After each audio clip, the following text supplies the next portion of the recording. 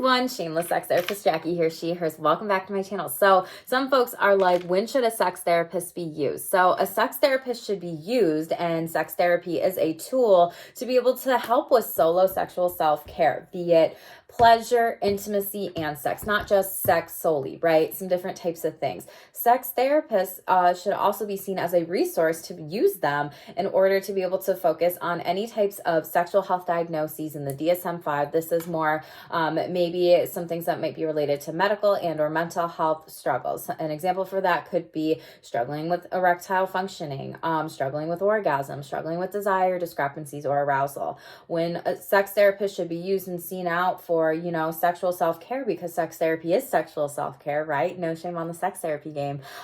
Maybe to explore polyamory, BDSM, kink, sexuality, sexual exploration, relationship exploration, maybe opening up marriage or relationships. Couples sex therapy is also great to be able to talk about desire discrepancies as well when sex changes, and sex later on in life too, maybe sex after 30, 40, 50, 60, right? Like it could be any point in time that we may need to seek a sex therapist. If there is shame underneath, like, oh, I have shame because of my gender, my sexuality, religious trauma, relationship issues, sex therapy can be a great tool and resource for that, because sex therapists also work a lot when it comes to loss of community, loss of friends, grief and loss work, different types of attachment, relationship attachment styles in therapy. So there's a lot of different reasons to be able to use a sex therapist and use sex therapy tools and interventions and sex therapy exercises. So I hope this information was helpful for you all. Make sure you comment below what questions you may have for me.